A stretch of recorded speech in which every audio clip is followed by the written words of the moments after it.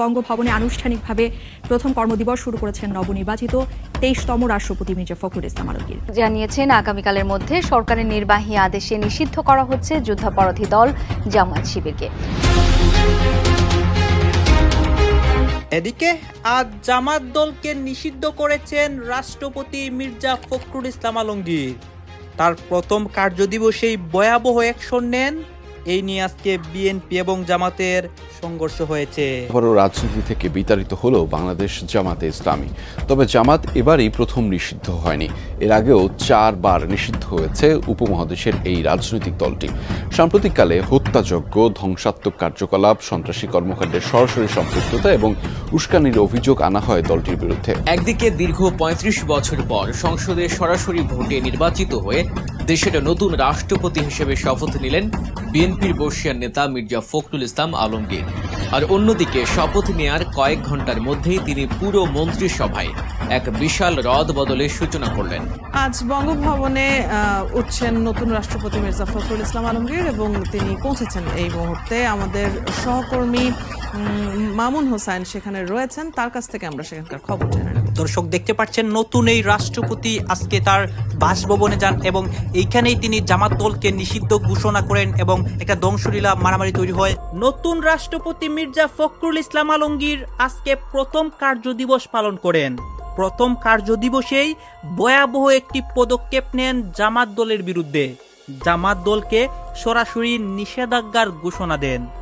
দর্শক শ্রোতা, মির্জা ফখরুল ইসলাম আলমগীর রাষ্ট্রপতি হওয়ার পর থেকেই অসংখ্য আলোচনা সমালোচনা হচ্ছিল এবং এইটা নিয়ে অনেকে গোপনে পরিকল্পনা করছিল কিভাবে বিএনপি দলের বিরুদ্ধে অ্যাকশন নেওয়া যায়।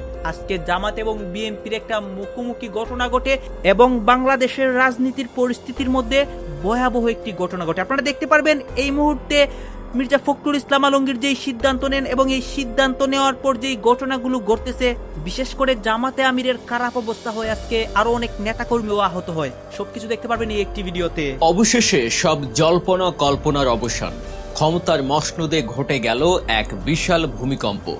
বঙ্গভবনে গতকাল যে নাটকীয় পরিবর্তনটি ঘটে গেল তা হয়তো খোদ রাজনীতির বাঘা বাঘা বিশ্লেষকরাও আজ করতে পারেননি। একদিকে দীর্ঘ ৩৫ বছর পর সংসদে সরাসরি ভোটে নির্বাচিত হয়ে দেশের নতুন রাষ্ট্রপতি হিসেবে শপথ নিলেন বিএনপির বর্ষিয়ান নেতা মির্জা ফখরুল ইসলাম আলমগীর। আর অন্যদিকে শপথ নেয়ার কয়েক ঘন্টার মধ্যেই তিনি পুরো মন্ত্রিসভায় এক বিশাল রদ বদলের সূচনা করলেন। হ্যাঁ দর্শক, ঠিকই শুনছেন, যারা ভাবছিলেন মন্ত্রিসভায় হয়তো ছোটখাটো কিছু পরিবর্তন আসবে, তাদের ধারণা পাল্টে দিয়ে গত রাতেই শপথ নিয়ে নিলেন আরও 6 জন নতুন হেভিওয়েট মন্ত্রী ও প্রতিমন্ত্রী। কিন্তু প্রশ্ন হচ্ছে, হঠাৎ কেন এই বিশাল রদবদল? কাদের কপাল পুড়ল আর কে পেলেন সবচেয়ে লোভনীয় মন্ত্রণালয়ের দায়িত্ব? তরুণ প্রজন্মের ক্রেজ আন্দালিব রহমান পার্থ কি সত্যি মন্ত্রিসভায় বাজিমাত করলেন? আর সবচেয়ে বড় প্রশ্ন, মন্ত্রী এমপিদের এই চেয়ার বদলা বদলি খেলায় সাধারণ জনগণের ভাগ্যে আসলে কি জুটবে? এসব সমীকরণ আর পেছনের অজানা সব গল্প জানতে ভিডিওটি একদম শেষ পর্যন্ত দেখতে থাকুন, কারণ আজকের এই বিশ্লেষণ আপনার চোখ খুলে দেবে। দর্শক, গত কয়েকদিন ধরেই রাজনীতির মাঠে কান পাতলেই শোনা যাচ্ছিল সরকারের মন্ত্রী পরিষদে বড়সড় একটি পরিবর্তন আসতে চলেছে। প্রথম ভিডিওতে আমরা দেখেছি নতুন মন্ত্রীদের শপথ গ্রহণের একটি প্রস্তুতির খবর, কিন্তু আজ আমরা নিশ্চিত করছি যে সেই প্রস্তুতি সম্পূর্ণ হয়ে গতকাল 21শে আগস্ট সন্ধ্যায় বঙ্গভবনের দরবার হলে এক জমকালো অনুষ্ঠানে শপথ গ্রহণ করেছেন নতুন 6 জন মন্ত্রী ও প্রতিমন্ত্রী। গত পরশু সংসদে অনুষ্ঠিত রাষ্ট্রপতি নির্বাচনে 255 ভোট পেয়ে নিরঙ্কুশ জয়লাভ করেন বিএনপির মনোনীত প্রার্থী মির্জা ফখরুল ইসলাম আলমগীর। গতকাল দুপুরে তিনি দেশের নবনির্বাচিত রাষ্ট্রপতি হিসেবে শপথ গ্রহণ করেন। আর শপথ নেয়ার পর তিনি বিন্দুমাত্র সময় নষ্ট করেননি।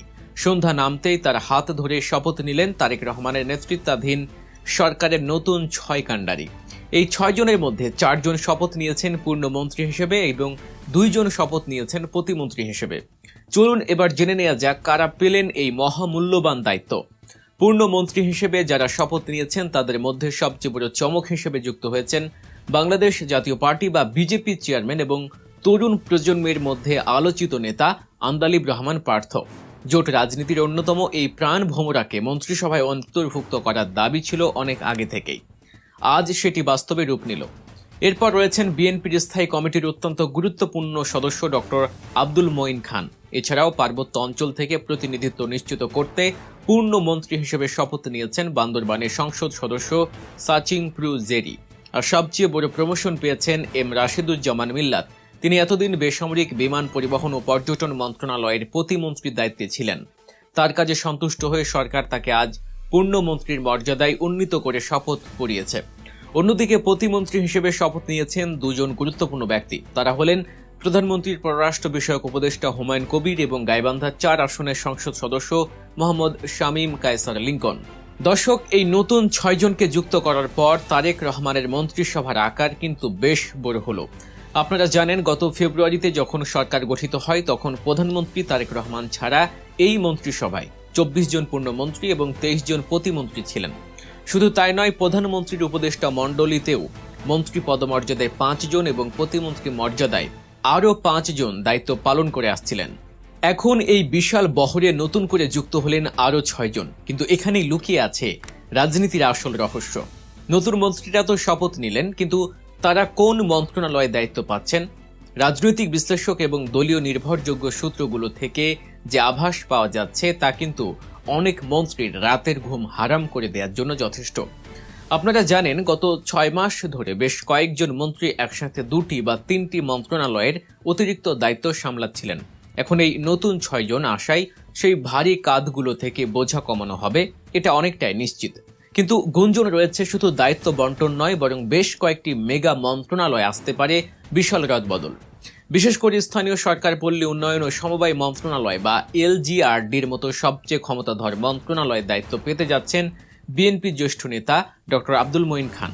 তৃণমূলের রাজনীতি নিয়ন্ত্রণ এবং গ্রামীণ অবকাঠামো উন্নয়নের এই বিশাল বাজেটওয়ালা মন্ত্রণালয় মঈন খানের মতো ক্লিন ইমেজের নেতাকে বসানো তারেক রহমানের একটি মাস্টার স্ট্রোক বলে মনে করছেন বিশ্লেষকরা। অন্যদিকে সবার নজর এখন আন্দালিব রহমান পার্থর দিকে। সংসদে তার বাকপটু, তীক্ষ্ণ বুদ্ধিসম্পন্ন এবং মিডিয়া ফ্রেন্ডলি এই নেতাকে তথ্য ও সম্প্রচারের মন্ত্রণালয়ের দায়িত্ব দেয়া হতে পারে বলে বাতাসে জোরালো গুঞ্জন ভাসছে। সরকারের ভালো কাজগুলো জনগণের সামনে তুলে ধরা এবং বিরোধী দলের মতামতকে রুখে দিতে পার্থর বিকল্প এই মুহূর্তে জোটে আর কেউ নেই বললেই চলে। তবে দর্শক, শুধু কি নতুনদের পদায়ন না, রাজনীতির অন্দরমহলে খবর কিন্তু অন্যরকম। গত 6 মাসে সরকারের বেশ কয়েকজন মন্ত্রী তাদের কাজে চরমভাবে ব্যর্থ হয়েছেন। তাদের বেশ কিছু বেফাঁস মন্তব্য এবং অযোগ্যতার কারণে সরকারকে বারবার বিব্রত হতে হয়েছে। আজ বঙ্গভবনে উঠছেন নতুন রাষ্ট্রপতি মির্জা ফখরুল ইসলাম আলমগীর এবং তিনি পৌঁছেছেন এই মুহূর্তে। আমাদের সহকর্মী মামুন হোসাইন সেখানে রয়েছেন, তার কাছ থেকে আমরা সেখানকার খবর জেনে নেব। মামুন, রাষ্ট্রপতি বঙ্গভবনে এসেছেন আমরা যেমনটি দেখতে পাচ্ছি আপনার ক্যামেরায়। আজকের কি কি কর্মসূচি রয়েছে তার জানাবেন। দর্শকদের কিন্তু আমরা ক্যামেরার মাধ্যমে দেখাতে পারছি যে নবনির্বাচিত রাষ্ট্রপতি জনাব মির্জা ফখরুল ইসলাম আলমগীর কিন্তু ইতিমধ্যে তার যে বঙ্গভবন রয়েছে তার সেখানে কিন্তু তিনি প্রবেশ করছেন।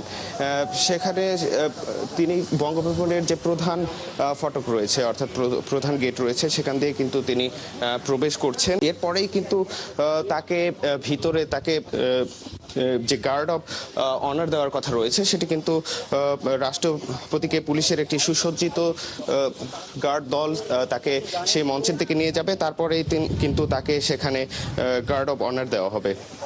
আপনাকে আরেকটি বিষয় জানিয়ে রাখি, তিনি কিন্তু বেলা 10:50 দিকে তার যে মিন্টু রোডের যে তার বাসভবন, সরকারি বাসভবন রয়েছে ছিল, সেখান থেকে কিন্তু তিনি বের হয়েছেন। তারপরে কিন্তু প্রথমে তার যে পরিবারের সদস্যরা তারা কিন্তু এই বঙ্গভবনে প্রবেশ করে। এরপরেই কিন্তু তাকে বহন করা যে দল ছিল তারা কিন্তু বঙ্গভবনে প্রবেশ করে এবং ইতিমধ্যে তারা বঙ্গভবনে প্রবেশ করেছেন। তারপরেই কিন্তু তাকে গার্ড অফ রেজিমেন্টের চৌকস সদস্যরা, পুলিশের একটি চৌকস সদস্যরা কিন্তু তাকে সেই মঞ্চের দিকে নিয়ে যাবে। তারপরেই কিন্তু তাকে গার্ড অফ রেজিমেন্টের সদস্যরা তাকে কিন্তু গার্ড অফ অনার দেওয়া হবে।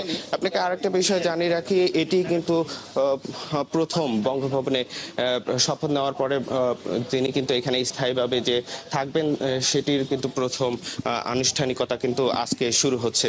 তো এখন পর্যন্ত তিনি ভিতরে প্রবেশ করেছেন, কিছুক্ষণ পরে কিন্তু তাকে ভিতরে যে পুলিশের চৌকো সদস্যরা রয়েছে অর্থাৎ গার্ড অফ রেজিমেন্টের রাষ্ট্রপতিকে যারা গার্ড অফ অনার দিবেন তারা কিন্তু সেই মঞ্চের দিকে নিয়ে গেছেন, সেখানেই কিন্তু তাকে গার্ড অফ অনার দেওয়া হবে। তো এই ছিল আমার কাছে বঙ্গভবন থেকে রাষ্ট্রপতির যে আজকে যে ভিতরে প্রবেশ করছেন তার সর্বশেষ তথ্য।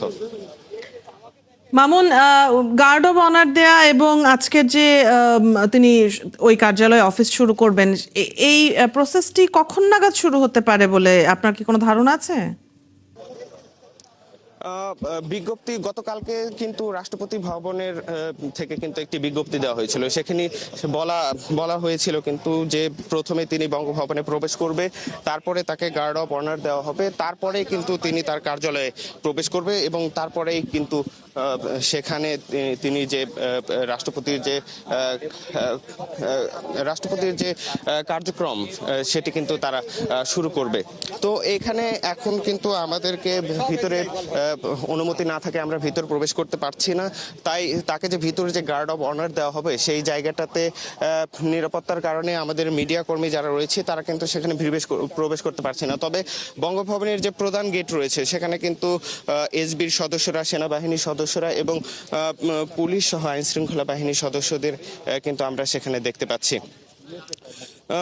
তো এখন তাকে গার্ড অফ অনার দেওয়ার পরেই কিন্তু তিনি তার যে কার্যালয় রয়েছে সেখানে কিন্তু তিনি প্রবেশ করবেন, তারপরেই কিন্তু সেখানে তিনি তার যে কার্যক্রম আনুষ্ঠানিকতা সেটা কিন্তু শুরু হবে। আপনাকে আরেকটা বিষয় জানিয়ে রাখি, তিনি কিন্তু গত শুক্রবার সন্ধ্যায় বঙ্গভবনের দরবার হলে এর আগে তিনি কিন্তু তার যে তিনি 23তম রাষ্ট্রপতি তার সেই শপথ বাক্য পাঠ করানো হয়। তার মির্জা ফখরুল ইসলাম আলমগীরকে রাষ্ট্রপতি বানানোর সাথে সাথে যা ঘটছে তার আলামত ভালো না এবং অশনি সংকেত।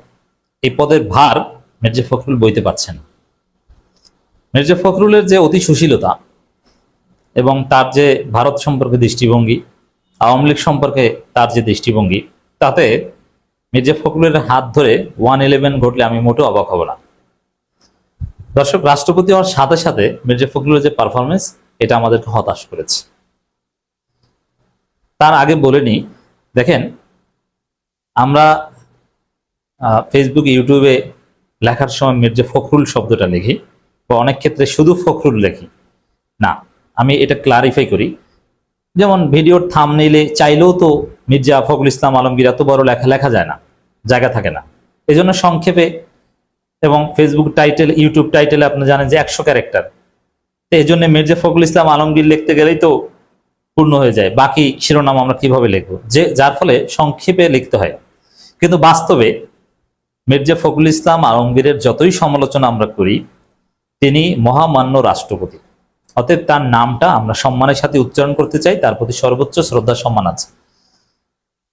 জায়গা সংকটের কারণে লেখি হয়তো সংক্ষেপে, বাট আমরা তাকে বলতে চাই জনাব মির্জা ফখরুল ইসলাম আলমগীর স্যার, এবং তাকে বলতে চাই মহামান্য রাষ্ট্রপতি। আমি তাকে ওয়েলকাম জানাইনি এবং জানাবো না, বাট একজন নাগরিক হিসেবে অবশ্যই তাকে মহামান্য রাষ্ট্রপতি বলবো এবং তার নামটা শ্রদ্ধার সাথে উচ্চারণ করব। এবং আপনাদের উচিত এটা, জনাব মির্জা ফখরুল ইসলাম আলমগীর।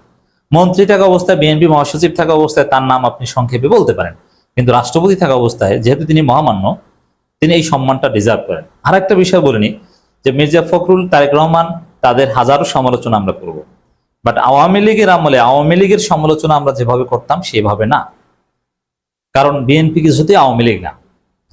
যেমন হাসিনাকে সরাসরি আমরা খুনি হাসিনা বলতাম, একটা পর্যায়ে নিরাপদে যখন থাকতাম তখন খুনি হাসিনা বলতাম। শেখ মুজিবুর রহমানকে বাংলাদেশে থাকলে তো জাতির পিতা বঙ্গবন্ধু শেখ মুজিবুর রহমান বলতাম, বিদেশে নিরাপদ থাকলে তখন মুজিব বলতাম শুধু। এবং একটা পর্যায়ে যখন আমরা চূড়ান্তভাবে বিদ্রোহ করি হাসিনার বিরুদ্ধে, তখন থেকে তো খুনি হাসিনা, ওবায়দুল কাদেরকে গুন্ডা, এইসব শব্দ আমি স্পষ্টভাবে উচ্চারণ করেছি। কিন্তু বিএনপির বিরুদ্ধে সমালোচনা কখনো ওই টাইপের হবে না, কারণ বিএনপি জুলাইয়ের পক্ষের শক্তি, এবং বিএনপি আমরা সবাই মিলে একসাথে আন্দোলন করে হাসিনার পতন ঘটিয়েছি। একটা নির্বাচনের মাধ্যমে বিএনপি নির্বাচিত হয়েছে, এই নির্বাচনকে সবাই মেনে নিয়েছে। প্রশ্ন থাকলে সবাই মেনে নিয়েছে। এই জন্য তারেক রহমানের যখন সমালোচনা করি তখন কিন্তু আমরা মাননীয় প্রধানমন্ত্রী জনাব তারেক রহমান এভাবেই বলি, কিন্তু লেখার ক্ষেত্রে হয়তো অনেক সময় শুধু তারেক বা তারেক জিয়া লিখি। এরকম মির্জা ফখরুল ইসলাম আলমগীরের সমালোচনা এখন করবো, বাট হাসিনার রাষ্ট্রপতি সুপ্পু তাকে কোনো দর্শক আপনারা তো দেখলেন এখানে কি কথা হচ্ছে। এখানে আমরা দেখতে পাচ্ছি এই মুহূর্তে রাষ্ট্রপতি, বর্তমানে নতুন রাষ্ট্রপতি মির্জা ফখরুল ইসলামের বিষয়ে কথা হয়। মির্জা ফখরুল ইসলাম যে বিভিন্ন কার্যক্রম করতেছে এগুলো কথা হয়ে গেছে এই বিষয়গুলো থেকে, এবং নতুন রাষ্ট্রপতির এই পদক্ষেপগুলো নিয়ে বা তিনি যে অনেক পদক্ষেপ নিচ্ছেন বা অনেকে যে অনেক আলোচনা সমালোচনা করছে এইগুলো নিয়ে আপনার মন্তব্য কি? আপনার গুরুত্বপূর্ণ মন্তব্য অবশ্যই আপনারা আমাদের কমেন্ট বক্সে লিখে যাবেন। সর্বশেষে আপনাদের কাছে আমাদেরকে ছোট্ট রিকোয়েস্ট থাকবে, আপনারা আমাদের চ্যানেলে নতুন দর্শক হয়ে থাকলে চ্যানেলটি সাবস্ক্রাইব করবেন এবং পাশে থাকা বেল বাটনটি বাজাবেন যাতে করে নেক্সট ভিডিওটা সবার আগে আপনাদের কাছে পৌঁছে যায়। ধন্যবাদ।